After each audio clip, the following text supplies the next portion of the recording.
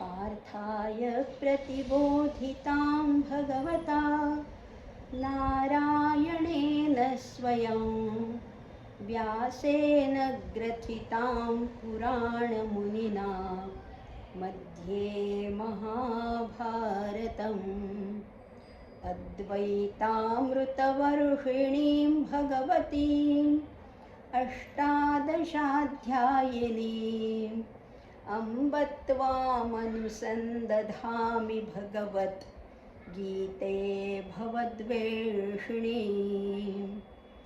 नमोऽस्तु ते व्यासविशालबुद्धे पुल्लारविन्दायतपत्रनेत्र येन त्वया भारततैलपूर्णः प्रज्वालितो ज्ञानमयः प्रदीपः प्रपन्नपारिजाताय स्तोत्रवेत्रैकपाणये ज्ञानमुद्राय कृष्णाय गीतामृतदुहे नमः। वसुदेवसुतं देवं कंसचाणूरमर्दनं देवकी परमानन्दं कृष्णं वन्दे जगद्गुरुं। मूकं करोति वाचालं पङ्गुं लङ्घयते गिरिं यत्कृपातमहं वन्दे परमानन्दमाधवं।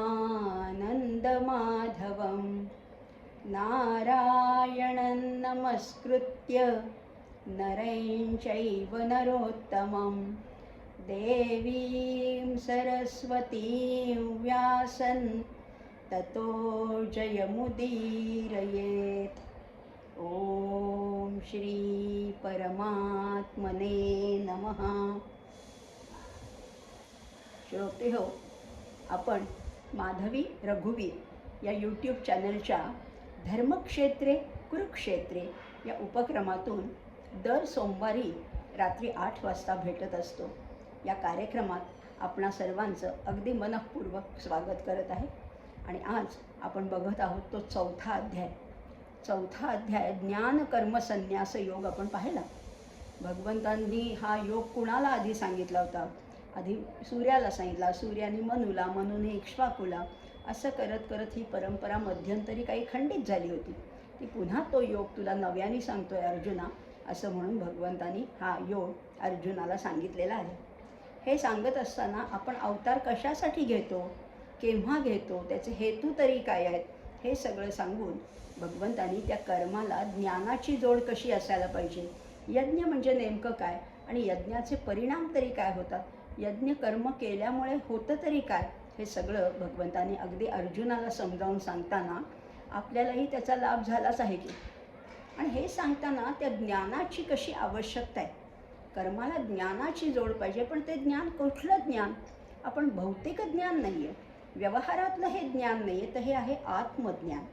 मग हे आत्मज्ञान घेण्यासाठी, हे मिळवण्यासाठी कुणाकडे जायचं हे सांगत असताना भगवंतांनी अतिशय महत्त्वाचा एक श्लोक सांगितलेला आहे, जो ज्ञानमार्गामध्ये किंवा गुरु शिष्य परंपरेतला अतिशय उद्बोधक असा श्लोक आहे। तो श्लोक होता, त्याचा आपण मागच्या वेळेला पाहिला आहे, पण तो पूर्ण नाही झाला, तो पूर्ण नव्हता झाला, कारण त्याच्याबद्दल खरं म्हटलं तर बोलण्यासारखं खूप आहे।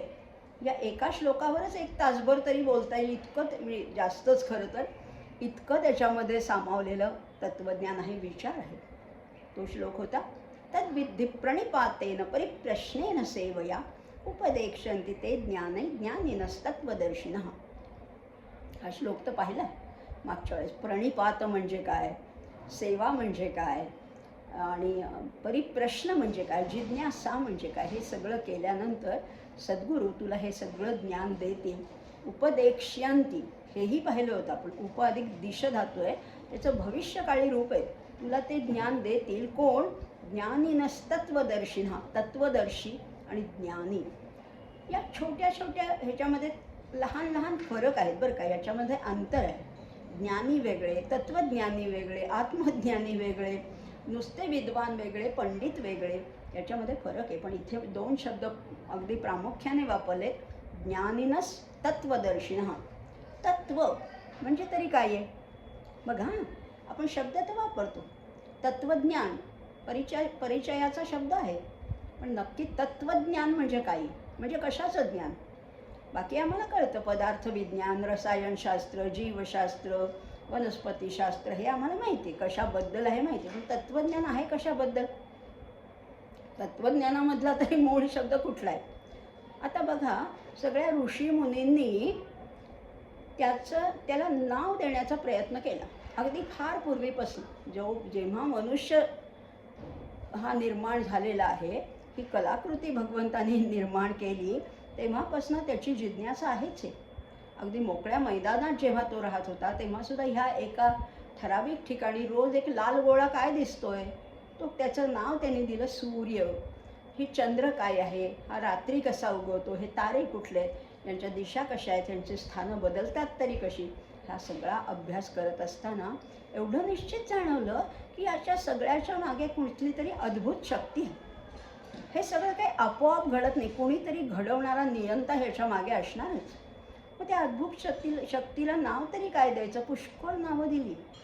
त्याला ईश्वर म्हटलं, त्याला परमेश्वर म्हटलं, त्याला परमात्मा, आत्मा, परंज्योती वगैरे, अगदी पुल्लिंगी, नपुसकलिंगी, स्त्रीलिंगी अशी अनेक नावं देऊन झाली. पण कुठल्याही नावामध्ये तो बसतच नाही, कारण तो नामाच्या पलीकडे आहे.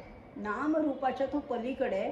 त्याला कुठलंही नाव तसं चपखल बसत नाही. त्याच्या एका भागाचं वर्णन करता येतं, पण त्याचं संपूर्ण वर्णन करणारं नावच अस्तित्वात नाही आहे.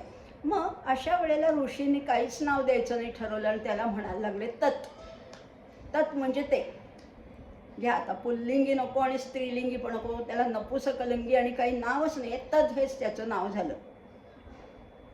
आता तदला व लागलंय, म्हणजे आपण म्हणतो ना कुठल्याही गोष्टीला पशुत्व, प्रत्येक गोष्टीला त्व लागलं की त्याचं भाववाचक किंवा ॲब्स्ट्रॅक्ट नाऊन तयार होतं. मग या तत्ला व लागलं की तत्व म्हणजे त्याचं ते पण. तत् म्हणजे ते, आणि त्याचं ते पण कशात आहे, तत्व काय आहे, आणि त्याच्यातनं शब्द झाला तत्व. आणि ह्या तत्वाचं ज्ञान म्हणजे त्याच्या शक्तीचं ज्ञान, त्याच्या स्वरूपाचं ज्ञान, त्याच्या ज्ञातेपणाचं ज्ञान, हे सगळं ऋषींना जाणावंसं वाटलं आणि त्याच्यातनं ते झाले तत्वज्ञानी. आणि म्हणून तत्वज्ञानी म्हणजे त्याचा शोध घेणारं जे शास्त्र आहे त्याला तत्वज्ञान म्हटलेलं आहे. आणि ज्ञानी म्हणजे काय, तो आत्मज्ञान आहे. म्हणजे तो जो बाहेर आहे ना, ज्या अद्भुत शक्तीने हे सगळं विश्व, हे ब्रह्मांड चालतं आहे, तेच त्याचाच अंश माझ्यात पण आहे. आत्म्यामध्ये पण तोच आहे. म्हणजे आत्मज्ञान आणि तत्वज्ञान म्हटलं तर सारख्याच टर्म्स आहेत, पारिभाषिक संज्ञा आहेत. आणि म्हणून इथे म्हटलेले उपदेक्षन्ति ते ज्ञानै ज्ञानिनस्तत्वदर्शिनः. आता हे तत्वज्ञानी, आत्मज्ञानी असे जे पंडित आहेत, विद्वान आहेत, ते तुला त्याचा उपदेश करतील. पण काय करायला पाहिजे, तुला 3 गोष्टी, प्री रिक्विजिशन्स 3 आहेत. एक म्हणजे तू त्यांना प्रणिपात कर, त्यांची सेवा कर, आणि त्यांना चहूबाजूनी सगळीकडनं प्रश्न विचार. कसे, जिज्ञासू भावाने प्रश्न विचारायचे.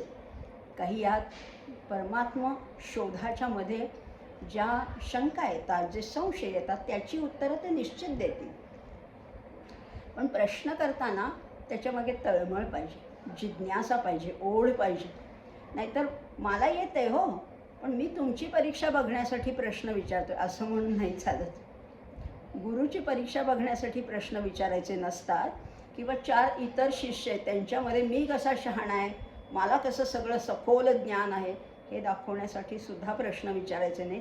प्रश्नाच्या मागे तळमळ पाहिजे, ओढ पाहिजे, जिज्ञासा पाहिजे. असं जेव्हा असेल त्याला परिप्रश्न म्हटलेलं आहे. आता ह्या 3 गोष्टींनी त्या गुरूंना प्रश्न विचारायचे. आता प्रश्न तरी काय आहेत बघा. आता हे सद्गुरू आणि सत्शिष्य हे फार नातंच इतकं विलक्षण आहे. सूर्यापासून त्याचा प्रकाश दूर करता येईल का. सूर्य आणि त्याचा प्रकाश एकमेकामध्ये मिसळलेलेच आहेत. चंद्र आणि त्याची शीतलता एकमेकात अगदी गुंतलेलेच आहेत. गंगेपासून तिचं पावित्र्य दूर करता येईल का, नाही. गंगा आणि पावनता एकरूपच आहे. किंवा विमल ज्ञान झालं की मोक्ष मिळणार असते, एकमेकापासून भिन्न करताच येत नाही. तसं गुरु शिष्यांचं खरं तर नातं आहे, इतकी अभिन्नता आहे. पण ही अभिन्नता असताना शिष्याची सुद्धा काही पात्रता पाहिजे की नाही. विषय निवृत्ती पण पाहिजे आणि वैराग्य धारणा, ह्या दोन गोष्टी प्री रिक्विजिशन आहेत. काय पाहिजे? विषयामध्ये निवृत्ती पाहिजे, विषयामध्ये अडकलेला शिष्य नको. म्हणजे काखे घेऊन या दारा म्हणे मला संन्याशी करा, असं नाही चालणार. दारा म्हणजे पत्नी बरं का. पत्नीला घेऊन मी आलो आहे आणि मला संन्यास घ्यायचा, असं नाही चालणार. अहो, पहिलेच विषयापासून निवृत्ती पाहिजे, वैराग्याची धारणा पाहिजे, तरच तो शिष्य त्या गुरुपदापर्यंत पोचण्याच्या पात्रतेचा होऊ शकतो. मग आता हे शिष्याची तर लक्षणं पाहिजेत आणि गुरुमध्ये सुद्धा काही विशेष गुण पाहिजे. शिष्याचं काय पाहिजे? मुख्य सत्शिष्याचे लक्षण सद्गुरु वचनी विश्वास पूर्ण. शिष्याला सगळ्यात महत्त्वाचं एक घटक त्याच्याकडे पाहिजे, तो म्हणजे सद्गुरूवरती पूर्ण विश्वास पाहिजे. नाही तर थोडं सद्गुरूंचं घ्यायचं, थोडं ह्यांचं घ्यायचं, थोडं त्यांचं घ्यायचं, त्याच्यामध्ये दोष काढायचा, असं नाही हो. श्रद्धेवरच माणसं खरं तर तारून जातात. मुख्य सत्शिष्याचे लक्षण सद्गुरु वचनी विश्वास पूर्ण, अनन्य भावे शरण या नाव शिष्य. यालाच तर शिष्य म्हणायचे. अनन्य भावाने शरण जायचे, दुसरा कोणी नाहीच, केवळ गुरु. आमचे सद्गुरू सगळ्यात श्रेष्ठ आहेत, अशी श्रद्धा पाहिजे. कारण सद्गुरू हे ईश्वर स्वरूप आहे, अशी श्रद्धा असेल तर तो खरा शिष्य आहे, सत्शिष्य आहे. आता सत्शिष्य झाला, सद्गुरू झाले, पण आता त्या शिष्याने प्रश्न कुठल्या प्रकारचे विचारायचे? भौतिक नाही बरं का, व्यवहारातले तर अजिबातच नाही. प्रश्न तरी कुठले विचारायचे, त्याच्याबद्दल सुद्धा विवेक चूडामणीमध्ये आचार्यांनी फार एक सुंदर सांगितलं. 7 प्रकारचे प्रश्न विचारायचे. 7 प्रश्न. काय नाव 7 प्रश्न आहेत बघू. विवेक चूडामणीमध्ये शंकराचार्य म्हणतात, को नामबंध, कथमेष आगतः, कथम प्रतिष्ठास्य, कथम विमोक्षः, को सावनात्मा, परमः क आत्मा, तयोर्विवेकः कथमेतदुच्यताम्. 7 प्रश्न विचारून झाले. काय विचारलेत? को नामबंध. बंध म्हणजे कशाला म्हणतात? आता हे सगळे प्रश्नच आधी आम्हाला असे पडत नाहीत, कारण प्रश्नच इतके कठीण आहेत. प्रश्नाचा सुद्धा अर्थ कळला पाहिजे, अर्थ समजून ते प्रश्न पडले पाहिजे. बंध शब्द ऐकतो आम्ही, पुष्कळ वेळा बंध शब्द ऐकलाय, पण बंध म्हणजे काय आहे, नेमकं काय आहे? पर तो कुठून येतो? कथमेष आगतः, कथम प्रतिष्ठास्य, कशामुळे तो जीवाच्या मागे लागलाय? तो बंध आहे, तो जीवाच्या मागे कशामुळे लागलाय आणि त्याच्यामुळे त्या जन्ममरणाच्या फेऱ्यात तो जीव अडकतोय, हे तरी सांगा. हे 3 प्रश्न विचारले. म्हणजे बंध म्हणजे काय, तो कुठून येतो आणि तो जीवाच्या मागे का लागतो? मग पुढे विचारले, कथम प्रतिष्ठास्य, त्यातून मुक्ती कशी मिळवायची? कथम विमोक्षः, त्या आत्म्याचं स्वरूप तरी काय आहे? को सावनात्मा, कहा असौ अनात्मा, म्हणजे अनात्मा म्हणजे काय, परमात्मा म्हणजे काय, आणि या दोन्हीमध्ये अंतर तरी काय? परमात्मा आणि आत्मा याच्यामध्ये फरक तरी काय, आणि अनात्मा ज्याला म्हणतात तो तरी काय? हे सगळं मला तुम्ही सांगा, असं शिष्याने प्रश्न विचारलेला आहे. विचारावेत. प्रश्नच विचारायचे झाले तर मला नोकरी कधी लागेल, मला लॉटरी कधी लागेल, माझा बंगला कधी होईल, असले प्रश्न गुरुला विचारायचेच नाहीत. विचारायचे तर हे 7 प्रश्न विचारायचे आणि मग सद्गुरू भरभरून उत्तर देतात. कारण ह्या प्रश्नामध्येच त्या शिष्याची बुद्धिमत्ता समजून येते. आणि गुरुसुद्धा अतिशय विमल ज्ञान पाहिजे गुरूंकडे. इथे गुरूंचं लक्षण सुद्धा दासबोधामध्ये सांगितलं आहे. मुख्य सद्गुरूंचे लक्षण आधी पाहिजे विमल ज्ञान, निश्चयाचे समाधान, स्वरूप स्थिती. सद्गुरूसुद्धा एवढ्या पात्रतेचे पाहिजेत. आणि बघा, ब्रह्मज्ञान म्हणा, आत्मज्ञानाशिवाय मुक्ती नाही, आणि सद्गुरू वाचून काही ब्रह्मज्ञान प्राप्त होत नाही, हे तर निश्चित झालं. आता बघा काय काय पाहिजे सद्गुरूंकडे. सद्गुरू उगीच पदवी नाही मिळत बरं का. सद्गुरूंकडे पहिल्यांदा संपूर्ण आधी आत्मज्ञान पाहिजे. सद्गुरूच गोंधळलेले, भ्रमिष्ट झालेले, संभ्रमित झालेले असतील तर त्याचा काहीच उपयोग नाही आहे. त्यामुळे संपूर्ण आधी आत्मज्ञान पाहिजे, धगधगीत वैराग्य पाहिजे, उदास वृत्ती पाहिजे, कशात अडकणारे नको, त्या सुखदुःखाच्या हिंदोळ्यावर हेलकावे खाणारे सद्गुरू नको.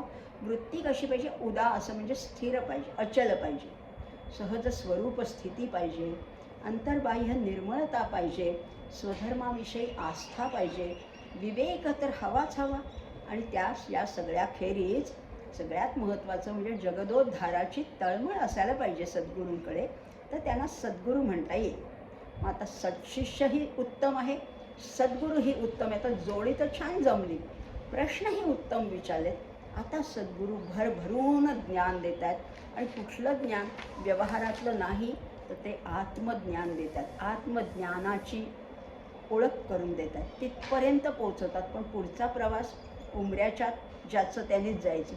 पण हे कसं आहे, स्वसंवेद्य उचलून देण्याची गोष्ट नाही. हे घे तुला आत्मज्ञान असं नाही देता येत. हो, असं आत्मज्ञान देता येत नाही. त्याच्या सगळ्या वाटा खाचा खोचा सांगतात सद्गुरू, तिथपर्यंत नेऊन पोचवतात. पण आत प्रवेश करायचा तो ज्याचा त्यानेच करायचा आहे. पण एकदा हे ज्ञान मिळालं की पुढे काय होतं तेच आजच्या पुढच्या श्लोकामध्ये बघणार आहोत. इथपर्यंत 34 श्लोक झाले होते. वस्तुतः या अध्यायामध्ये श्लोक आहेत 42, त्यामुळे अजून 8 श्लोक आपले शिल्लक आहेत. बघूया, या सेशनमध्ये झाले तर होतील, नाहीतर आपण पुढच्या वेळेस घेऊया. आपल्याला काहीच घाई नाही आहे, कुठेच पोचायचं नाही, फक्त जाणून मात्र सखोल घ्यायचं. जास्तीत जास्त प्रत्येक शब्दाच्या मुळाशी जायचे. आणि हे मुळाशी जाताना आणखीन शब्दा वाचून कळले सारे, शब्दांच्या पलीकडे इथपर्यंत आपल्याला पोचायचे, शब्दात सुद्धा अडकायचं नाही. गीतेतले श्लोक हे शेवटी शब्दच आहेत, पण शब्दातून शब्दाच्या पलीकडे जाता यायला पाहिजे. आणि तीच आपली सगळ्यांची धडपड आहे, तोच आपला सगळ्यांचा प्रयास आहे. बघूया मग पुढचा श्लोक बघूया. 35वा श्लोक काय सांगतो? यज्ञात्वान पुनर्मोहमेव यास्यसि पांडव येन भूतानि अशेषेण द्रक्ष्यस्यात्मन्यथो मयी. काय म्हणतात बघा, आत्मज्ञान झाल्यावर यज्ञात्वा, यज म्हणजे यज्ञात्वा, जे जाणल्यावर न पुनर्मोह, पुन्हा मोह पावणार नाहीस. एव यास्यसि पांडव, असा तू कुठे जाऊन मिळशील. पांडव म्हटले बरं का अर्जुनाला, इथे पांडव म्हटले म्हणजे पंडूचा मुलगा म्हणून पांडव तर आहेच आहे, पण हा सात्विक वृत्तीचा आहे. आणि म्हणून हा पांडव म्हणजे 5 पांडवांपैकी आहे. पण इथे अर्जुनाला अनेक वेळेला वारंवार पांडव म्हटलेलं आहे. आणि एकदा का तू तो जीवात्मा त्या परमात्म्यामध्ये मिसळला की आपोआप काय होतं, स्थूल दृष्टी मावळूनच जाते. आपण आत्ता जे स्थूल बघतोय, आपल्याला डोळ्याने चर्मचक्षुने दिसतं तेच आपण खरं मानतोय. आपली दृष्टी ही सगळी स्थूल आहे. पण आता ही स्थूल दृष्टी पूर्ण मावळते. मग स्थूल दृष्टी मावळली की ममत्व संपतं. ममत्व संपलं आणि ज्ञान झालं की सगळीकडे त्या एकात्मतेचाच अनुभव यायला लागतो. बघा, एकात्मतेचा अनुभव, वेगळेपणा नाहीच. आम्हाला जोपर्यंत स्थूल दृष्टी आहे, चर्मचक्षुने आम्ही बघतोय, तोपर्यंत आम्हाला या विश्वामध्ये भेद आढळतात की हा लहान आहे, तो मोठा आहे, हा उंच आहे, तो बुटका आहे, गोरा काळा, हे सगळे भेद जाणवतात. पण एकदा भेददृष्टी मावळली की सगळीकडे त्या ब्रह्माचा साक्षात्कार होतो, त्या एकात्मतेचा सगळीकडे साक्षात्कार होतो. म्हणजे बघा, हां, अगदी सोपं उदाहरण बघूया, व्यवहारातलं पण सोपं उदाहरण बघूया. आपण समुद्रकिनारी जातो. काय असतं समुद्रामध्ये काय असतं? खरं म्हटलं तर समुद्र हा फक्त पाण्याचाच बनलेला आहे. पाणीच आहे त्याच्यामध्ये, पण तरीसुद्धा आम्हाला नुसतं पाणी नाही दिसत. आम्हाला कधी लाटा दिसतात, कधी हलके तरंग दिसतात, कधी जोरदार लाटा दिसतात, कधी त्याच्यावर फेस येतो, कधी बुडबुडे येतात. हे सगळी रूपं कोणाची आहेत? अहो, पाण्याचीच आहेत. सामुद्रो हि तरंग हा क्वचन समुद्रो न तारंग. हा तरंगाचा समुद्र म्हणजे समुद्रामध्ये तरंग आहेत, पण तरंगाचा समुद्र नसतो. इथे सुद्धा तेच म्हणलं, ही सगळी त्या एकाच पाण्याची रूप आहेत. फेस म्हणा, तरंग म्हणा, लाटा म्हणा, बुडबुडे म्हणा, सगळी पाण्याचीच रूप आहेत. पण आम्हाला वेगळेपणा दिसतो. पण जे खरे पोचलेले आत्मज्ञानी संत आहेत ना, त्यांना त्या समुद्रामध्ये एका पाण्याशिवाय काहीही दिसत नाही, सगळीकडे पाणीच पाणी दिसतं. आम्ही भेदात वावरणारे म्हणून आम्हाला भेदबुद्धी आणि आम्हाला भेद दिसतो.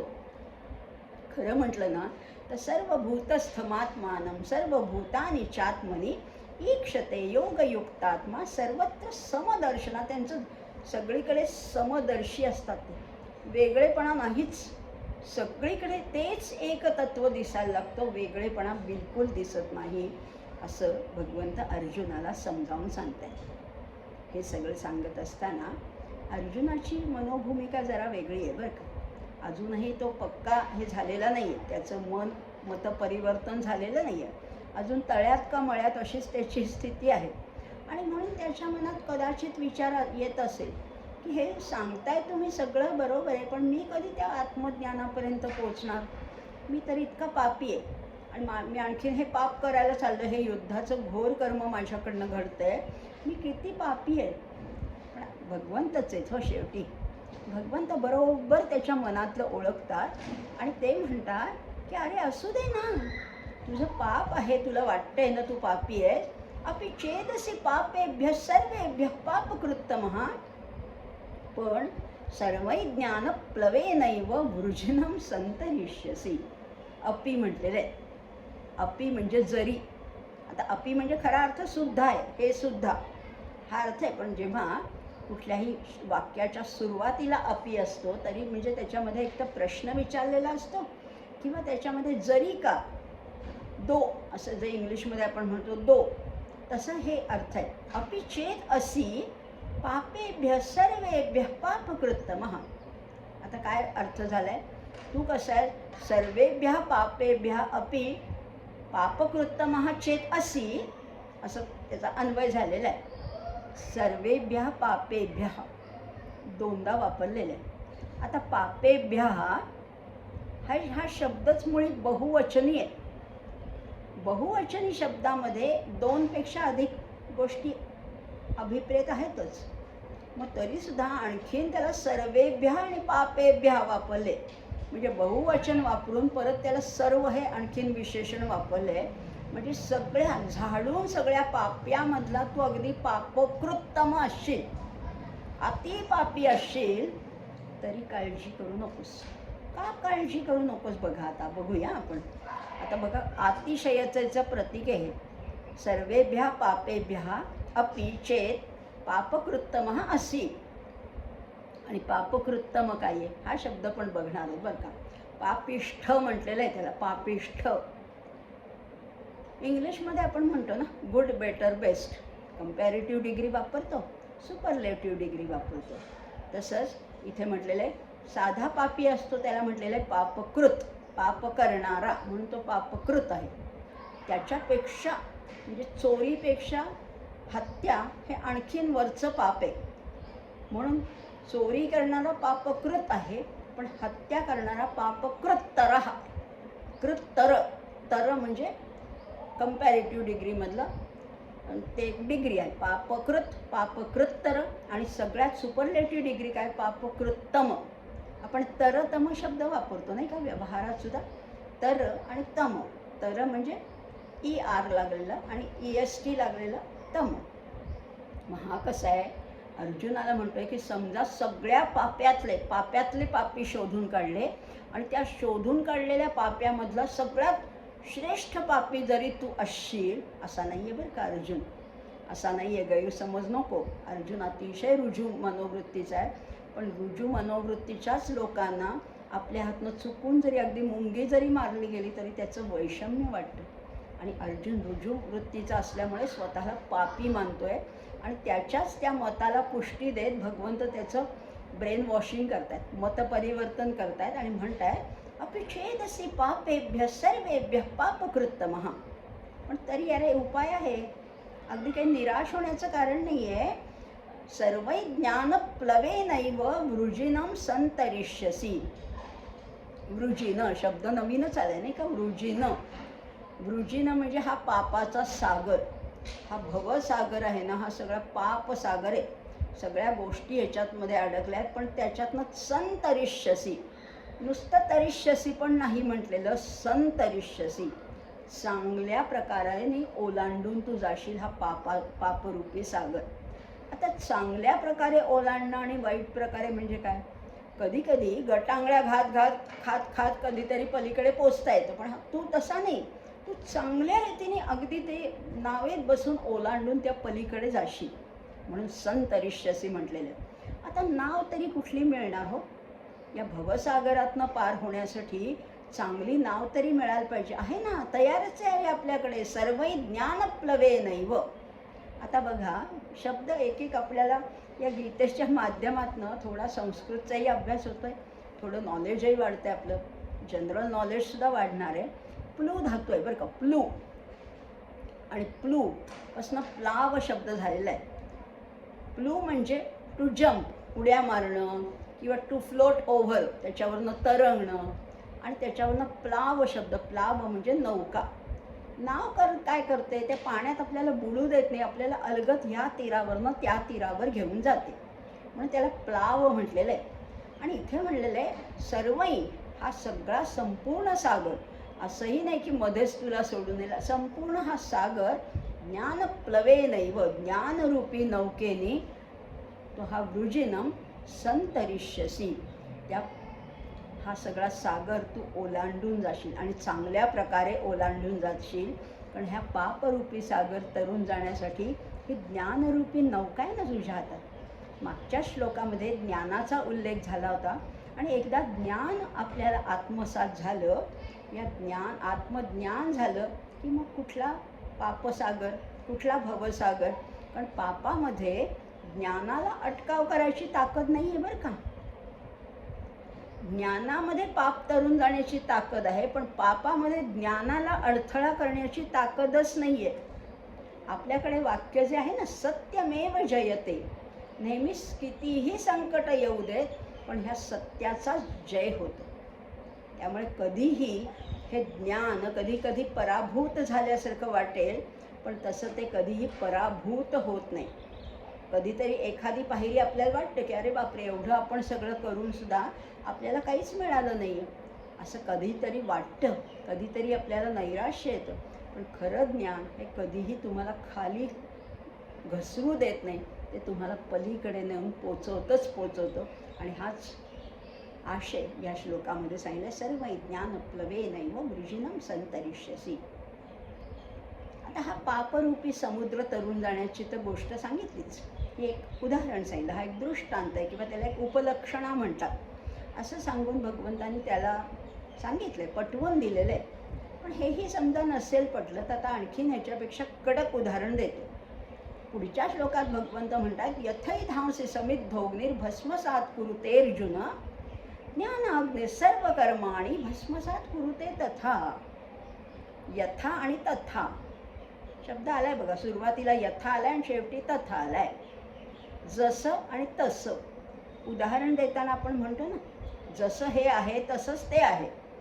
मग जसं आणि तसं, यथा एधांसी. एधांसी काय शब्द आहे हो. एधांसी म्हणजे इंधन, समिधा. त्या ज्या यज्ञामध्ये, अग्नीमध्ये ज्या काही आपण द्रव्य घालतो त्याला एधांसी म्हटलेलं आहे, किंवा अगदी इंग्लिशमध्ये सांगायचं झालं त्याचं फ्युएल येते.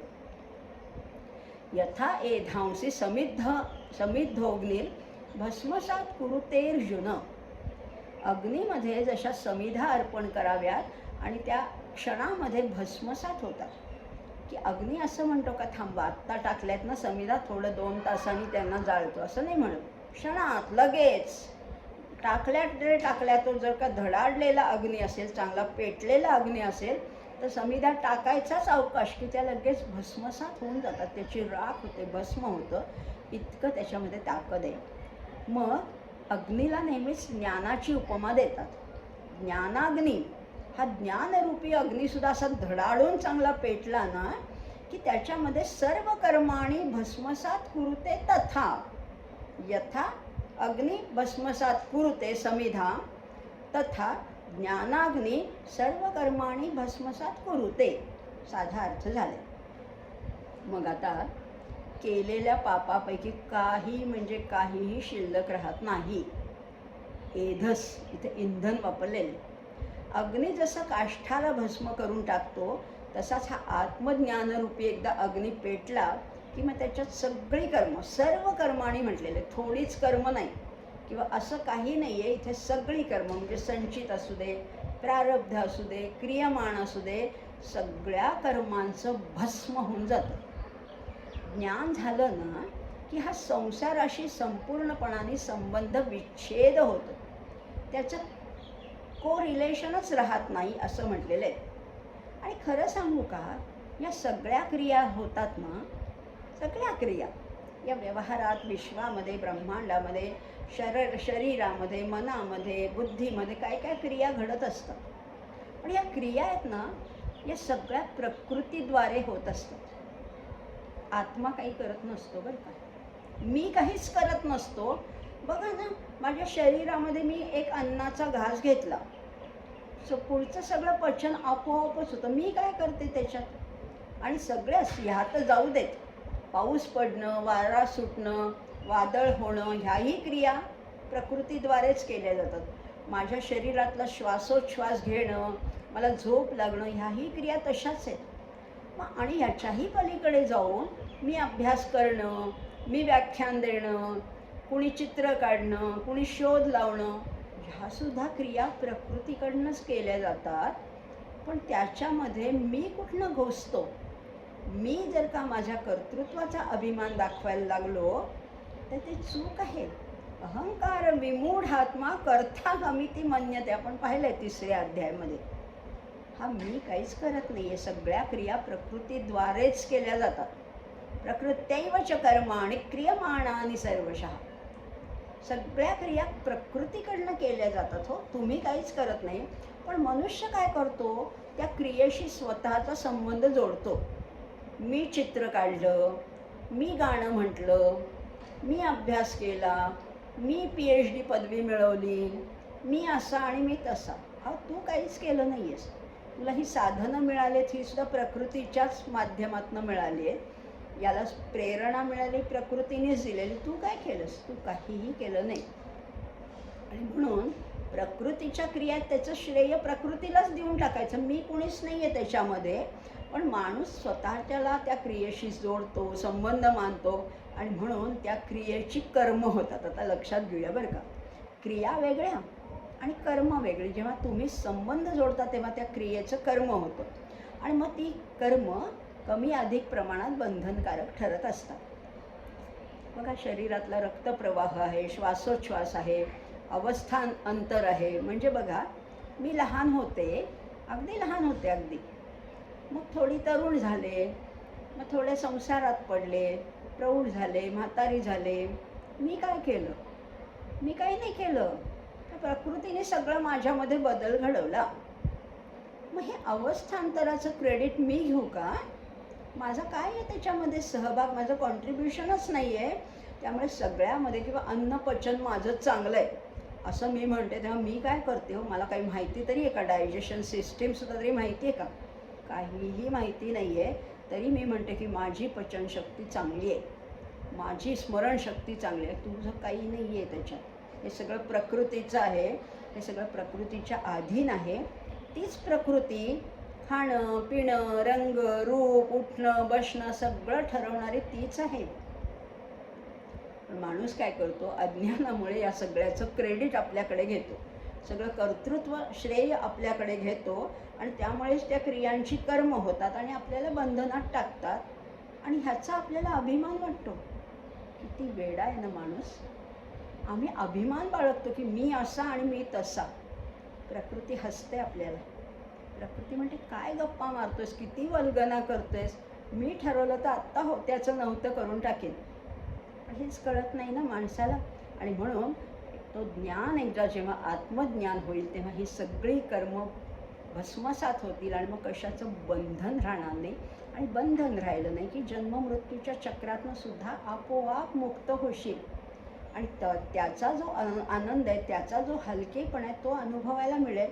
आणि म्हणून भगवंत हा श्लोक सांगतायत. आणि आता याच्या ज्ञानरूपी अग्नी एकदा धडाडून पेटला की सगळी कर्म भस्मसात होतात, हे तर आपण पाहिलं. मग आता ज्ञानाचं महत्त्व तरी काय आहे? नाही ज्ञानेन सदृशम पवित्रमिह विद्यते. ज्ञानासारखं श्रेष्ठ असं काहीच नाही आहे. पवित्र असं दुसरी कुठलीही गोष्ट नाही. अग्नीला एक नाव आहे बरं का. अग्नीला म्हणतात पावक. पावक म्हणजे पावन करणारा. अग्नीमध्ये सोनं घातलं की त्याच्यातलं हीण असतं ते आपोआप जळून जातं आणि बावन कशी लखलखीत सोनं शिल्लक राहतं. म्हणजे अशुद्ध गोष्ट शुद्ध करणारा सुद्धा अग्नी आहे. किंवा आपल्याकडे एक पूर्वी कल्पना होती अग्नी दिव्य करणं.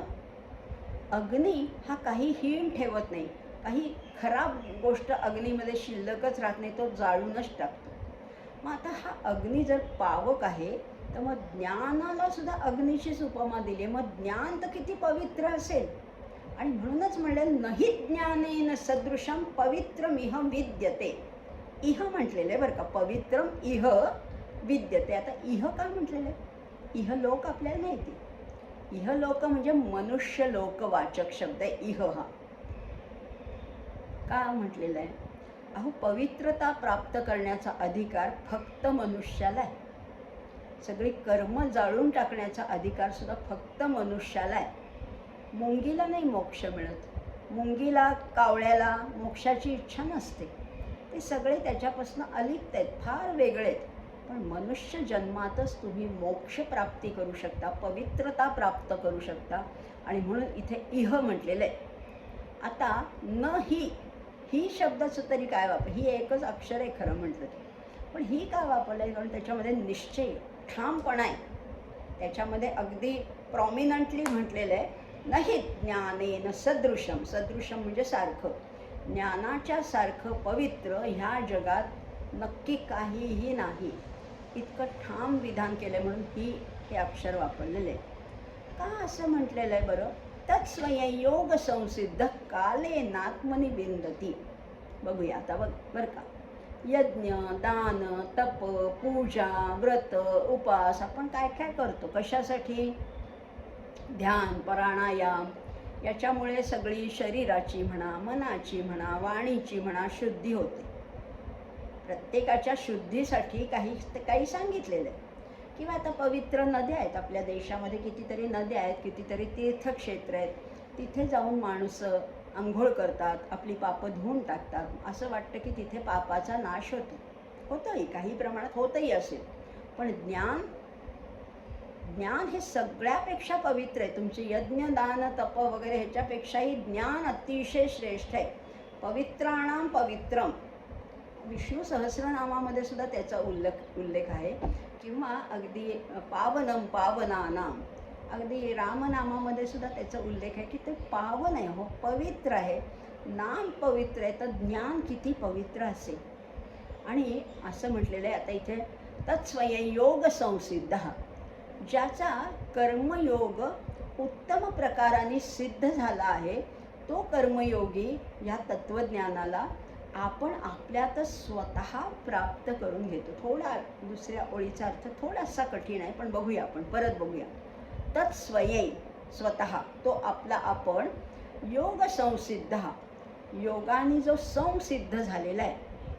नुसता सिद्ध नाही, संसिद्ध, चांगल्या रीतीने ज्याने योगाशी जोडून घेतलेला आहे असा जो कर्मयोगी आहे त्याला कालेनात्मनि विंदती. तो तत्त्वज्ञानाला आपण आपल्यातच स्वतः प्राप्त करून घेतो. कारण ज्ञान हेच अभ्युदय आणि निःश्रेयसाचं एकमात्र साधन असून समाजाच्या उत्तम स्थितीसाठी ते आवश्यक सुद्धा आहे. ज्ञान दोन्ही गोष्टी आहेत बरं का. अभ्युदय आहे आणि निःश्रेयस आहे. जसं आपण बघतोय गीतेमध्ये श्रेयस आणि प्रेयस सांगितलेले आहे. प्रेयस म्हणजे इहलोकातली काहीतरी चांगल्या सुखाची प्राप्ती होणं हे प्रेयस आहे. आणि श्रेयस म्हणजे पारलौकिक सुख प्राप्त करणं आहे. तसंच अभ्युदय म्हणजे सुद्धा इथलं काहीतरी प्राप्त, सत्ता म्हणा, संपत्ती म्हणा, वैभव म्हणा, संतती म्हणा, काय जे मला पाहिजे ते इथे प्राप्त होणं याला अभ्युदय म्हटलेलं आहे. आणि निःश्रेयस म्हणजे परलोकामध्ये मृत्यूनंतर सुद्धा मला त्याचा आनंद घेता येईल असा काहीतरी लाभ करून घ्यायचा, त्याला निःश्रेयस म्हटलेलं आहे. आणि ह्या दोन्हीसाठी आवश्यक काय आहे तर ते फक्त आणि फक्त आहे ते ज्ञान आहे. आणि समाजसुद्धा जितका ज्ञानी होईल ना तितका समाज बांधणीच्या दृष्टीने ते श्रेष्ठ ठरणार आहे. समाजाची सुस्थिती राखायची असेल तर समाजामध्ये ज्ञानाचा प्रसार झाला पाहिजे. अर्थात इथे ज्ञान म्हणजे हे भौतिक ज्ञान आहे.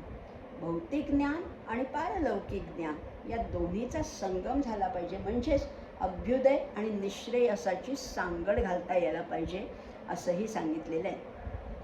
आता हे ज्ञानाबद्दल बघितलं आपण. त्या गुरूंकडे कसं जायचं तेही पाहिलं. ज्ञान प्राप्त झाल्यानंतर काय होतं तर सगळी कर्म जळून जातात किंवा त्या सगळ्या कर्माचा पापाचा नाश होतो सांगितलं आहे. एकदा समुद्राची उपमा दिलेली आहे, एकदा त्या अग्नीची उपमा दिलेली आहे. आता हे ज्ञानाचं महत्त्व पुन्हा अधोरेखित करताना त्या ज्ञानासाठी आवश्यक काय आपण पाहिलं होतं. मुख्य सत्शिष्याचे लक्षण सद्गुरु वचनी विश्वास पूर्ण. विश्वास पूर्ण ठेवायचा म्हणजेच त्याला म्हटलेलं आहे श्रद्धा. श्रद्धेची व्याख्या बघणार आहोत पण आधी श्लोक बघूया नाही का. श्लोक बघूया. 39वा श्लोक काय सांगतोय. श्रद्धावान् लभते ज्ञानं तत्पर संयतेंद्रियः ज्ञान लब्ध्वा परां शांतीं अचिरेणाधिगच्छति. श्रद्धा पाहिजेच कुठेही हो. व्यवहारात सुद्धा श्रद्धा पाहिजेच की. जेव्हा आपल्याला काही आजार झाला आहे, काही व्याधी झाली आहे तेव्हा आपण डॉक्टरांकडे जातो. डॉक्टर अजून आत असतात, त्यांच्या केबिनमध्ये असतात, आपण बाहेर क्लिनिकमध्ये बसलेलो असतो. पण जर का खरंच डॉक्टरांवर आपली श्रद्धा असेल ना तर डॉक्टरांनी आपल्याला तपासायच्या आधी, डॉक्टरांनी काही प्रश्न विचारायच्या, काही बोलायच्या आधीच आपल्याला तिथे गेल्यावरच बरं वाटायला लागतं. का?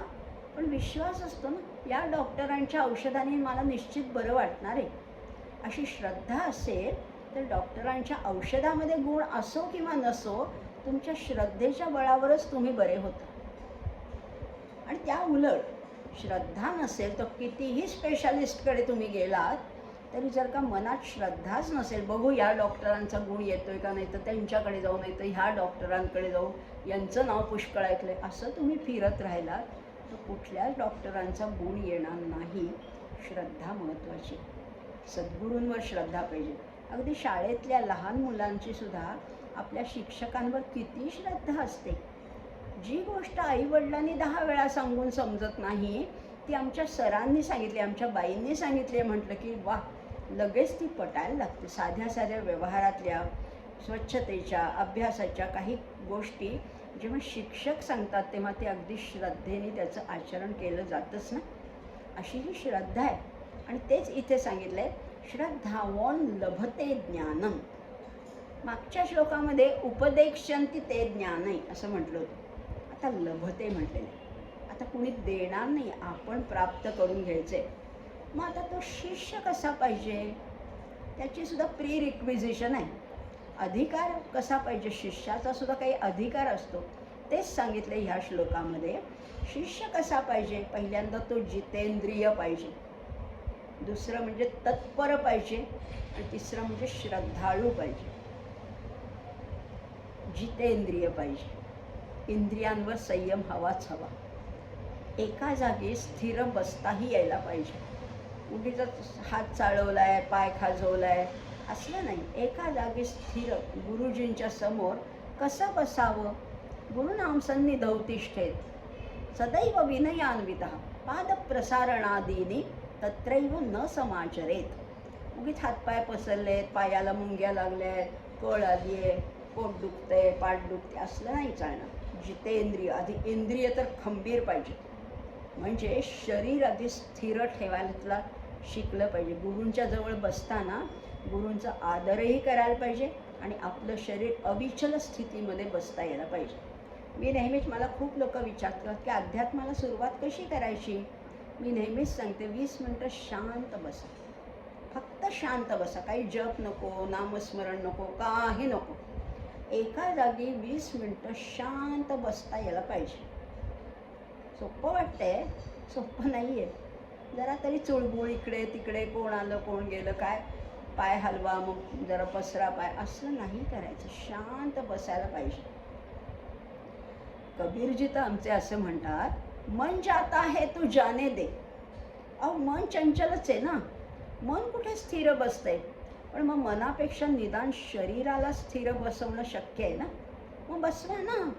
मन जाता है तो जाने दे, मत जाने दे शरीर, नहीं खिंची कमान तो कैसे छुटेगा तीर. अहो तुम्ही धनुष्याची प्रत्यंचाच खेचली नाही तर कसा काय तो बाण जाईल. तसंच शरीराला तरी स्थिर ठेवा. सोपं आहे ना. मनाला बांधणं शक्य नाही, पण शरीराला बांधून ठेवणं शक्य आहे. मग बांधा. 20 मिनटं, अर्धा तास, 1 तास, 2 तास, 3 तास बैठक पक्की हवी. आसनं छान बसायला पाहिजे. आसनं मांडी घालून बसता यायला पाहिजे. एवढं तरी पाहिजे. आणि मग त्याच्यासाठी काय पाहिजे, जितेंद्रिय. मग तेच तर इथे सांगितलंय. श्रद्धावान लभते ज्ञानन तत्पर संयतेंद्रिय. इंद्रिय कशी पाहिजे, संयत. यत म्हणजे प्रयत्नाने त्यांना स्थिर ठेवायचे, एका स्थितीमध्ये ठेवायचे. एवढं तर जमायलाच पाहिजे. पुढे म्हटलेलं आहे तत्पर. तत्पर प्रॉम्प्ट पाहिजे, दक्ष पाहिजे, सावध पाहिजे, जागरूक पाहिजे. गुरुजींनी प्रश्न विचारावा आणि लगेच मला त्याचं उत्तर यावं. गुरुजींनी एखादी गोष्ट मागावी आणि मी लगेच तत्परतेने द्यावी. नाही तर आळस दे, जाऊ दे, हा देईल तो देईल, मी कशाला उठू, माझंच काय नडलंय, असं नाही. तत्पर पाहिजे. गुरुमुखातनं शब्द यायचाच अवकाश की शिष्याने तत्पर पाहिजे. कल्याणाची कथा ठाऊक आहे ना आपल्याला. असेच उभे होते एका कड्यावर, धाब्याच्या मारुतीपाशी. समर्थ म्हणा, कल्याण म्हणा आणि असे आणखीन 4-5 शिष्य उभे होते. सोसाट्याचा वारा सुटला होता. वारा सुटला आणि समर्थांची जी छाटी होती ती वाऱ्याने एकदम उडाली अशी हवेत गेली. आणि समर्थ म्हणतात, कल्याणा छाटी उडाली. हे शब्द पूर्ण व्हायच्या आत कल्याणाने जी झेप घेतली, ती छाटी खाली पडलीच नाही, ती वरच्यावर हवेत झेललेली आणि समर्थांना आणून दिलेली. ही तत्परता पाहिजे, हा प्रॉम्प्टनेस पाहिजे, ही दक्षता पाहिजे, सावधपणा पाहिजे. आणि गुरुमुखातला शब्द म्हणजे अक्षरशः झेलायचा आहे. अर्ध्या वचनात जे असं पूर्वी शब्द वापरला जायचा, अर्धवचन म्हणजे वाक्य पूर्ण व्हायच्यात ती गोष्ट आणून द्यायची. ह्याच्यामध्ये या गुरुला प्रसन्न करून घेणं तर आहेच आहे, पण ती तत्परता पाहिजे, या बुद्धीची जागरूकता पाहिजे. आणि म्हणून जितेंद्रिय पाहिजे, तत्पर पाहिजे. आणि पुढे म्हटलेलं श्रद्धाळू तर पाहिजेच पाहिजे. श्रद्धा हा पहिला गुण आहे, मॅन्डेटरी आहे असं म्हटलेलं आहे. आणि मग अशा शिष्याला श्रद्धा पाहिजे. आता श्रद्धेचं तर बघणारच आहोत बरं का आपण. आधी हे वाक्य पूर्ण करूया आणि मग श्रद्धेकडे परत वळणार आहोत. अशा पुरुषाला, अशा शिष्याला नक्की ज्ञान प्राप्त होते. श्रद्धावान लभते ज्ञानन तत्पर संयतेंद्रिया. म्हणजे तिन्ही गोष्टी आल्या, संयतेंद्रिय, तत्पर आणि श्रद्धावान. बरं, त्याला ते ज्ञान प्राप्त झालं. ज्ञानन लब्ध्वा. एकदा ज्ञान प्राप्त झालं की पुढे काय होतं, परम शांती, परमशांतीचा अनुभव येतो. कसा, कधी, थोडे दिवसांनी नाही हो, लगेच. अचिरेण अधिगच्छती. अचिरेण, चिर शब्द परिचित आहे नाही का आपल्या. चिरंजीव असं म्हणतो आपण. चिर म्हणजे पुष्कळ काळ आणि अचिर म्हणजे लगेच, तात्काळ, ताबडतोब, क्षणही न दवडता. म्हणजे एकदा ज्ञान प्राप्त झालं, ज्ञानन लब्ध्वा, त्वांत अव्यय लब्ध्वा. ज्ञान मिळाल्यानंतर परमशांतीचा लाभ कधी होतो, लगेच, तत्काळ, ताबडतोब. आणि मग भगवत प्राप्तीरूपी शांतीला तो पोचतो. पराम शांती, साधी शांती नाही बरं का. आम्हाला सुद्धा एखाद दिवशी घरामध्ये सुद्धा शांतता मिळते. कोणी नाही आहे, सगळे गावाला गेले, सगळीकडे शांतता आहे असं क्वचित. पण ती शांती लगेच भंग पावते. परत गाड्या येतात, वाजायला लागतात हॉर्न, सोसायटीमध्ये आणखीन कोणीतरी येतं, घरात दंगा, TV सगळं सुरू होतं. म्हणजे आमची शांती ती फार अल्पकाळाची शांती आहे. पण ह्याला जी शांती मिळते, पराम शांती, त्याला बाधाच नाही आहे, त्याच्यात अडथळाच नाही आहे, अशी शांती त्याला प्राप्त होते. आणि केव्हा, लगेच, तत्काळ, अचिरेण. आता बघा, शांती तर पाहतोय आपण. आता ज्ञान म्हणजे काय, खरं आपण आत्मज्ञानाचा विचार करतो. पण हे आत्मज्ञान कुणाला होतं? खूप ग्रंथ वाचलेत, खूप पदव्या मिळवल्या आहेत, खूप अगदी व्याख्यानं दिली आहेत, लेक्चर दिली आहेत, पेपर्स इंटरनॅशनल ह्याच्यामध्ये पेपर्स असल्या त्याला ज्ञान नाही म्हणत. ती झाली माहिती. Information is different from knowledge. माहिती वेगळी आणि ज्ञान वेगळं बरं का. ग्रंथ वाचून मिळते ती माहिती आणि सद्गुरूंकडनं मिळतं ते ज्ञान. आम्हाला माहिती नको आहे, आम्हाला ज्ञान पाहिजे. व्यवहाराच्या दृष्टीने आम्ही अडाणी असलो तरी चालेल, पण ज्ञान पाहिजे आणि ते सद्गुरूंकडनं पाहिजे. दासबोधामध्ये समर्थ तर म्हणतात, इहलोक साधा या कारणे जाणत्याची संगती धरणे, परलोक साधा या कारणे सद्गुरू पाहिजे. इथे आम्हाला व्यवहारामध्ये समजा आम्हाला काहीतरी एखादी कला शिकायची, नृत्य शिकायचं आहे, गायन शिकायचं आहे, स्वयंपाक शिकायचं आहे, आम्हाला काहीतरी एम्ब्रॉयडरी शिकायची आहे, तर आम्ही कुठले तरी जाणतात त्याच्यातलं जो कोणी अधिकारी व्यक्ती असेल त्याच्याकडे आम्ही जाऊ. किंवा आम्हाला समजा गावाला जायचं आहे, अमुक भाग मला माहिती नाही आहे, तिथे जायचं असेल तर कोण जाणकार आहे बाबा त्या भागात राहणारा, तो रस्ता दाखवणारा कोणी, तर त्याला मी विचारेन. म्हणजे इहलोक साधा या कारणे जाणत्याची संगती धरणे, पण परलोक साधा या कारणे सद्गुरूच पाहिजे. तिथे सद्गुरू पाहिजे. आता सद्गुरूंवर म्हणजे आता तिथे श्रद्धा पाहिजे. शास्त्र प्रचिती आणि गुरु प्रचितीवर पूर्ण विश्वास म्हणजे त्याला म्हटलेलं आहे श्रद्धा. श्रद्धा शब्द तरी कशातनं आलाय हो? बघा ना, धा बघा. आता थोडे आणखीन खोलात जातोय आपण, पण ह्याच्यात गंमत आहे, ह्याच्यात फार आनंद आहे हो. धा म्हणजे ठेवणे. धा म्हणजे ठेवणे. निधान म्हणजे ठेवा आहे ना. ज्ञान निधान म्हणजे ज्ञानाचा ठेवा. धा म्हणजे ठेवणे.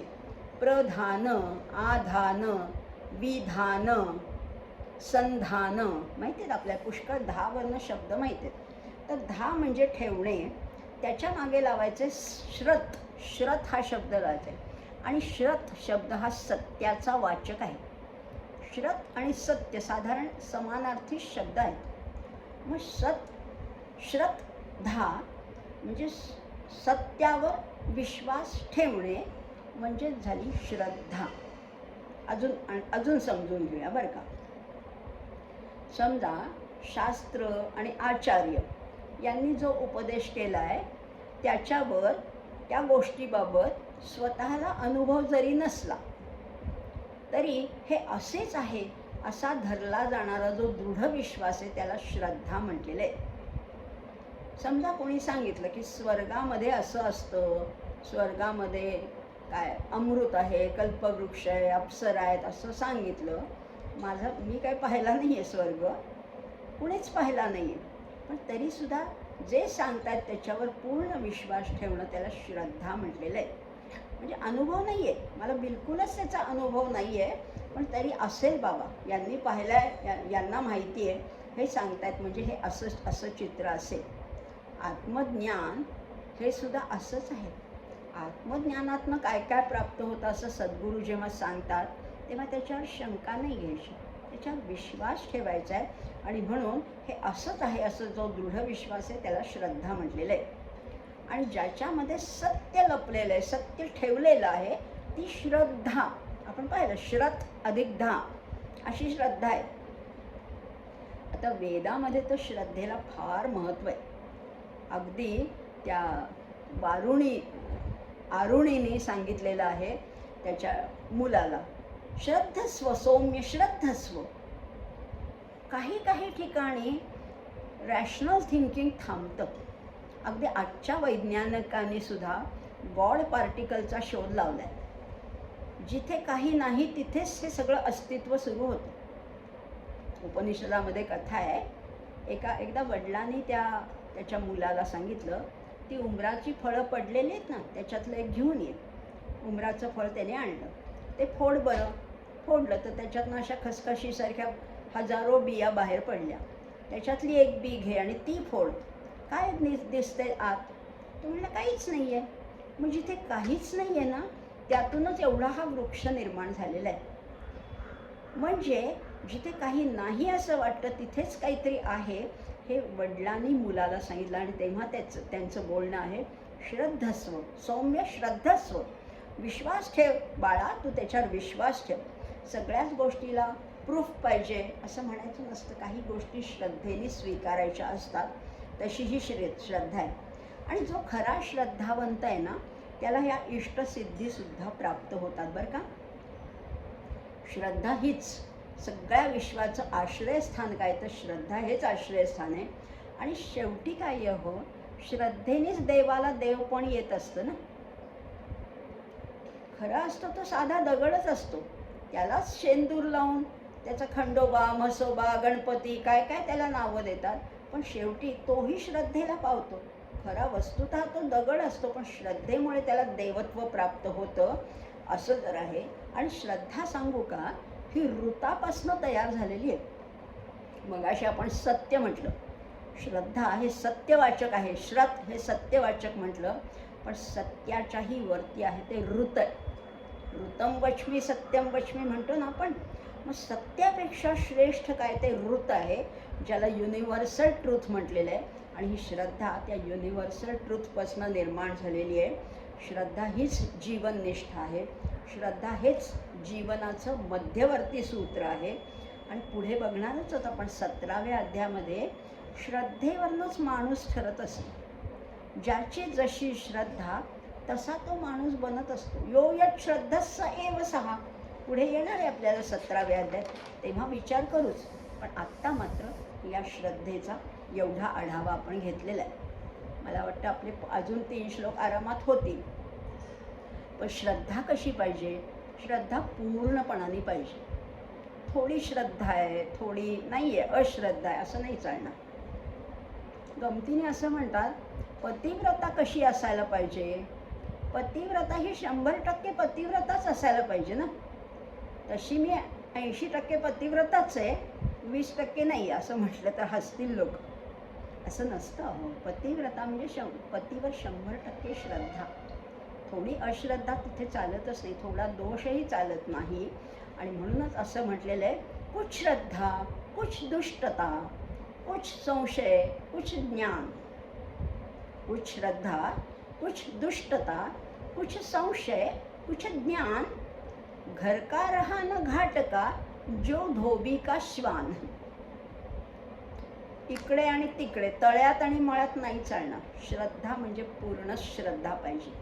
धोब्याचा कुत्रा कसा असतो ना, घरका ना घाटका, दोन्ही घरचा पाहुणा उपाशी म्हणतात ना, तसं नाही चालणार. एकाच ठिकाणी पूर्ण दृढ श्रद्धा पाहिजे आणि तरच ती यशस्वी होते.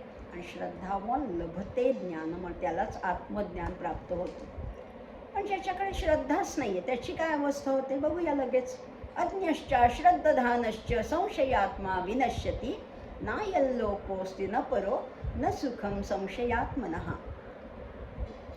जो श्रद्धारहित आहे, जो सारखा संशय घेतो, असा पुरुष हा परमार्थापासून निश्चितपणाने भ्रष्ट होतो, खाली घसरतो. भ्रष्ट धातू आहे, खाली घसरतो. त्याला धड सुखही लाभत नाही, त्याला हा लोकही नाही, परलोकही साधत नाही. दोन्ही ठिकाणी तो घसरतच जातो, भ्रष्टच होतो, काहीच त्याचा उपयोग नाही. कुणाचा? अज्ञश्च अश्रद्धधानश्च. जो अज्ञ पण आहे आणि श्रद्धा पण नाही, म्हणजे ज्ञानही नाही आणि श्रद्धाही नाही, असा कोण आहे त्याला म्हटलेलं आहे संशयात्मा. त्याची काय अवस्था होते? विनश्यती, तो नाहीसाच, नष्टच होतो. आणि मग त्याला दोन्ही लोक मिळत नाही. न अयम लोकः अस्ति न परः, हाही लोक नाही आणि परलोकही नाही. न सुखम संशयात्मनः. बरं, ते ज्ञान नाही, श्रद्धा नाही, संशय आहे, त्याला सुखही मिळत नाही, काहीच मिळत नाही. म्हणजे इकडचं नाही तिकडचं नाही, कुठलंच काही मिळत नाही. बघा ना, व्यवहारात सुद्धा आहे, जे इंद्रियांचे दास असतात किंवा व्यसनामध्ये गुरफटलेले असतात, असे तामसी लोक सन्मार्गावरून जे चालतात त्यांची कुचेष्टा करतात. पाहतो व्यवहारात आपण. चांगल्या मार्गाने एखादी व्यक्ती चालली आहे, तिच्या मार्गामध्ये अडथळे आणतात. पण मी वाईट वागतो हे त्यांना मनातनं कळलेलं असतं, पण म्हणून चांगलं वागणाऱ्यांच्या मार्गामध्ये अडथळे आणण्याचा प्रयत्न करतात. सन्मार्ग त्यांना आवडतच नाही. जसं एखाद्या रोगी असतो त्याला पौष्टिक अन्न पचतच नाही आणि मग ज्याला पचतं ते त्याला बघवत नाही. त्यामुळे हाथी चले बाजार में, कुत्ते भोंके हजार में. पण त्या हातीला काही नसतं. हाथी चलत अपनी चाल, कुत्ते भोंकते है तो भोंकने दो, असं तो म्हणत असतो. पण ही दुष्ट लोक त्याच्या मार्गामध्ये अडथळा आणतात. कारण अहो ते अज्ञान आणि अविद्येचे बळी ठरलेले असतात. त्यांना काही चांगलं बघवतच नाही, पाहवतच नाही आणि म्हणून त्यांना असले चांगले सात्विक विचार पाहवत नाहीत, मानवत नाही. तुम्हालाही कोणीतरी म्हणत असेल ना, तुम्हालाही कोणीतरी म्हणत असेल, काय ते गीतेचं नाही ते ऐकत बसता तुम्ही, गीता काय मुखोद्गत काय करता, वाचता काय, काही अर्थ आहे का, वय झाले का तुला, चल त्यापेक्षा सिनेमाला जाऊ, चांगलं डीजेला जाऊ, अमकं करू, असं म्हणत असेल कोणीतरी. पण त्याच्या मागे त्यांचा तामसी भाव आहे हे लक्षात घ्यायचं. आपण कुणाला न दुखवता आपल्या मार्गावरनं मात्र आपण सन्मार्गावरनं चालत राहायचे. कारण तो परमेश्वर आपला अंतरस्थ हृदयस्थ परमात्मा आपल्याला साक्षी आहे. तो बरोबर शाबासकी देत असतो आपल्याला अधूनमधून. उपद्रष्टानुमंताच भरता भोगता महेश्वरा. तो म्हणतो छान करतेस तू, चांगलं चाललंय तुझं, त्याची शाबासकी महत्त्वाची. जगाची काय करायची, कुणी कितीही प्रमाणपत्र दिली तरी त्याची मला गरज नाही, मला एक योगेश्वर आहे तेवढंच पुरेसं आहे, असं भावना असेल. पण ज्यांची अशी भावना नाही ते संशयात्मा विनश्यती. आणि असे जे मानसिक रोगी आहेत ते चंगळवादाचा पुरस्कार करतात. असे पुष्कळ लोक आपल्या आजूबाजूला सुद्धा आहेत बरं का. घातकी आहेत, भ्रष्ट राजकारणी आहेत, उद्दाम लोक आहेत. ते या सन्मार्गाने चालणं, अगदी राजकारणात सुद्धा बघतो, चांगलं कुणीतरी काम करत असेल त्याला नावं ठेवणारे, त्याच्याच कामामध्ये दोष काढणारे पुष्कळ. कारण सगळ्यात सोपं तेच काम आहे ना. दुसऱ्याच्या कामामध्ये दोष काढण्या इतकी सोपी गोष्ट जगामध्ये नाही आहे. पण तुम्ही करा म्हटलं की मग ते अवघड जातं. आणि म्हणून संशयात्मा विनश्यती. मग आपल्याला तसं व्हायचं नाही आहे, संशय नको. आणि शेवटी अर्जुनसुद्धा म्हणतो ना, निस्संदेह स्थितोस्मी गत संदेह करिष्ये वचनं तव. संदेह नाहीसा झाला पाहिजे. संशयाने सगळं जीवनाची वाट लागते. आपल्याला श्रद्धा पाहिजे, संशय नको. पुढचा श्लोक बघायचा, 41वा श्लोक आहे. योग संन्यस्त कर्माणे ज्ञान संच्छिन्न संशयम आत्मवंत न कर्माणी निबध्नन्ति धनंजय. अर्जुनाला धनंजय म्हटलेले. असा माणूस निबध्नन्ति. कोण माणूस आहे त्याची सुद्धा आता 3 लक्षणं सांगितलेले. योग संन्यस्त कर्माणे ज्ञान संच्छिन्न संशयम. आता कसा आहे तो, आत्मवंतन, स्वरूपाशी परायण झालेला आहे, स्वरूप स्थितीमध्ये स्थिर झालेला आहे. योग संन्यस्त कर्माणे, योगाद्वारे सगळ्या कर्मांशी संबंधाचा विच्छेद झालेला आहे. कशामध्ये तो गुंतलेला नाही. संसारात आहे, सगळ्यात आहे, पण कशातही नाही आहे. मग कर्तव्य कर्म सगळी करतोय पण आपला संबंध जोडत नाही. हे माझं माझं माझं म्हणत नाही आहे, असा आहे. आणि मग असा जेव्हा होतो तेव्हा आपोआप ज्ञानामुळे सगळे संशय त्याचे छिन्न झालेले आहेत. ज्ञान संच्छिन्न संशयम. अगदी मुंडक उपनिषदामध्ये फार सुंदर त्याची व्याख्या केलेली आहे बरं का. भिद्यन्ते हृदय ग्रंथी. ही हृदयातली एकदा गाठ निघाली ना, संशयाच्या गाठी फार आहेत आमच्या हृदयामध्ये. एकदा ह्या गाठी सुटल्या ना, भिद्यन्ते हृदय ग्रंथी छिन्नन्ते सर्व संशयाः क्षीयन्ते चास्य कर्माणि तस्मिन् दृष्टे परावरे. उपनिषदातलं वाक्य आहे. आता एकदा ज्ञान झालं की सगळे संशय नाहीसेच होतात. संशय कुठपर्यंत असतात, गाठी कुठपर्यंत असतात, जोपर्यंत अज्ञान आहे. अज्ञानामुळे आम्हाला त्या खऱ्या स्वस्वरूपाची ओळखच होत नाही आणि आम्ही भ्रामक या भासमान विश्वाला खरं मानतो आणि म्हणून या गाठी निर्माण होतात. या गाठी सोडवायच्या. बंधनापासून उकलल्या गाठी, अशा गाठी एक एक उकलत जायच्या आहेत आणि मग त्या सगळा छिन्न संशय, सगळे संशय नाहीसे होतील आणि मग श्रद्धा बळावी, दृढ होईल. आणि मग तो कसा होईल, स्वरूप परायण आत्मवंत न कर्माणी निबध्नन्ति धनंजय. मग एवढं झाल्यावर ती कर्म कशी काय बंधनकारक ठरणार? नाहीच, बंधनात पडतच नाहीत. कारण अहो बघा ना, हे जे मला शरीर मिळालं आहे, मला जे मन आहे, माझी बुद्धी आहे, ही सगळी साधनं माझी नाही आहेत. जन्मतः मला लाभली आहे, पण त्याच्यामध्ये माझं काय कर्तृत्व आहे? माझं याच्यात काही नाही आहे. आणि जिथून ही मिळालेली आहेत, ज्या प्रकृतीकडनं, ज्या संसाराकडनं ही मिळाली आहेत, त्याच्याच सेवेसाठी लावायचे. मी फक्त माध्यम आहे, मी फक्त साधन आहे, मी फक्त इन्स्ट्रुमेंट आहे. हे सगळं करवून घेणारा तो आहे. मग मला जे चांगलं मिळालं आहे त्याच्याबद्दल त्याला कृतज्ञ राहायचे आणि जे कृतज्ञतापूर्वक आपल्या जिथनं घेतलंय तिथे परत करायचे. साधीच तर गोष्ट आहे, साध्याच गोष्टी आहेत. त्यामुळे ही सगळी त्याच्या सेवेसाठी लावायचे. माझा अधिकार गाजवायचा नाही, माझी अहंता नको. मी सुंदर, मी श्रीमंत, मी विद्वान, कुणी केलंय? जे जर असेल तुझ्याकडे काही ते त्याचं आहे, सगळं त्याचं आहे. त्वदीय वस्तू गोविंद तुभ्यम समर्पय, इतकी विनयशीलता असली पाहिजे. आणि त्या विनयशीलतेचा सुद्धा अहंकार नको बरं का, नाही तर मी किती नम्र ह्याचाही अहंकार होऊ शकतो, हाही नको. म्हणजे आपला अधिकार गाजवायचा नाही आहे. असा जो खरा कर्मयोगी आहे तो काय करतो? मागे पाहिले आपण, कर्मामध्ये अकर्म पाहतो आणि अकर्मामध्ये कर्म पाहतो. आणि शिवाय तो नित्य निरंतर असंग राहतो. असंगोहम असंगोहम असंगोहम. मी कशामध्ये चिकटलेला नाही आहे, मी निर्लेप आहे, निर्लिप्त आहे, अलिप्त आहे, डिटॅच आहे, पण कर्तव्य उत्तम करणार. एवढी जर का आपल्याला खात्री असेल तर कुठलीच कर्म तुम्हाला बाधक ठरू शकत नाही. ज्ञान झालंच म्हणून समजा आणि मग सगळ्या गाठी विरघळून जातील आणि मग एका परमेश्वराचं साक्षात दर्शन घडणार आहे. दर्शन कशाला? त्याच्याशीच तुम्ही तद्रूप होऊन जाणार आहात. तस्मात, आता शेवटचा श्लोक अर्थातच तस्मातनी सुरू झालेला आहे.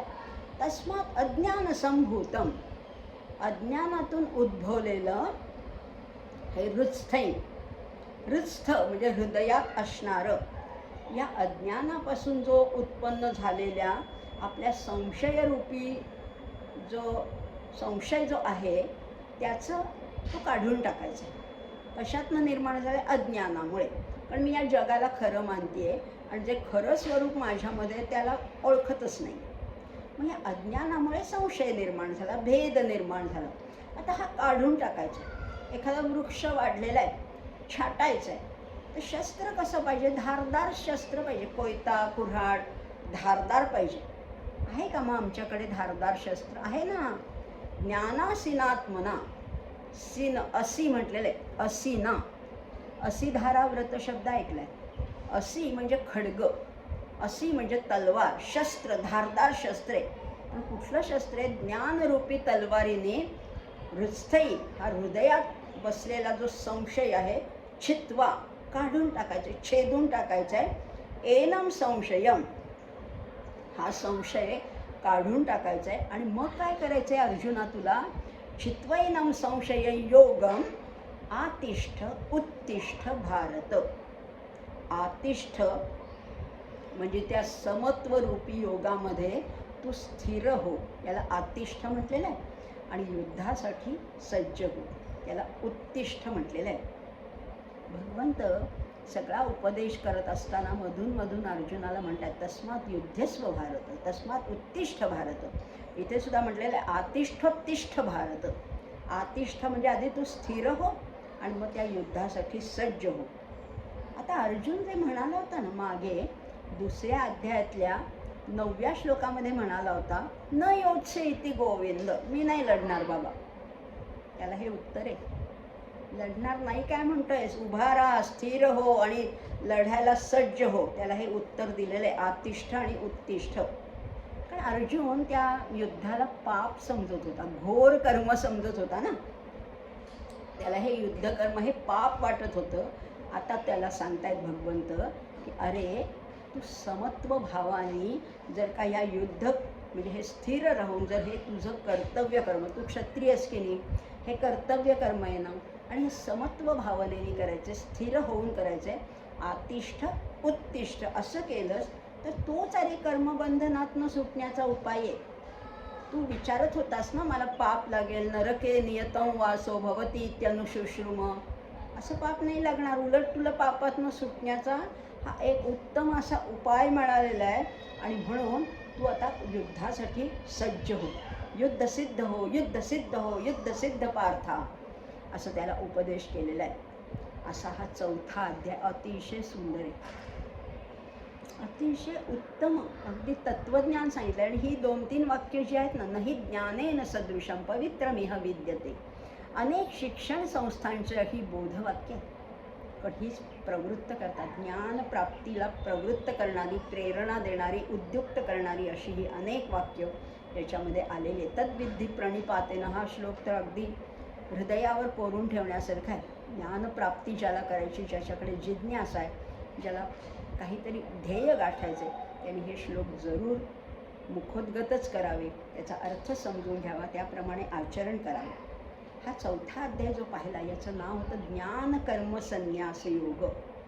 पहिला अध्याय तर जाऊ दे, अर्जुन विषाद योग होता, पण दुसरा अध्याय सांख्य योग होता, म्हणजे त्याच्यामध्ये ज्ञान योग होता, आणि तिसरा अध्याय कर्मयोग होता. ह्या दोन्ही अध्यायांची सांगड घातलेली आहे, त्याची जुळणी केलेली आहे, आणि त्यालाच नाव दिलं आहे, म्हणजे कर्मयोग आणि सांख्ययोग ह्या दोन्हीचं मिश्रण ह्या अध्यायामध्ये आपण पाहिलं.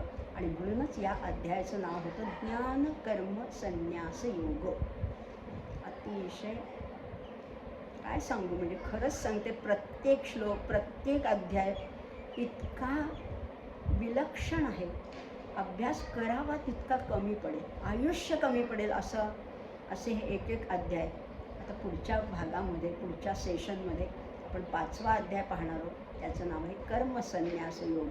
तेव्हाही मी हेच म्हणणार आहे अर्थात, पण असू दे, प्रत्येक श्लोक आपल्या वेगळ्या अँगलनी आपण तपासून पाहिजे, आपल्याला जे मिळेल ते दुसऱ्यांपर्यंत पोचवायचे. कारण हा सगळा देवाणघेवाणीचाच व्यवहार आहे आपला. बोधयंतः परस्परम असं आपलं ठरलं आहे ना, बोधवाक्यच आहे आपल्या ह्या वर्गाचं. एकमेकांना ज्ञान द्यायचं आहे, एक देवाणघेवाण आहे. नुसतंच एकाने बोलायचं आणि इतरांनी ऐकायचं असं नाही, याच्यामध्ये चर्चा आहे, चिंतन आहे, मनन आहे. त्यामुळे हा यज्ञ, हा ज्ञानयज्ञ आपणही चालू ठेवूया. आज मात्र इथेच थांबूया. सर्वे सुखिनः सन्तु, सर्वे सन्तु निरामयाः, सर्वे भद्राणि पश्यन्तु, मा कश्चित् दुःखमाप्नुयात्. ओम शांती शांती शांती. धन्यवाद.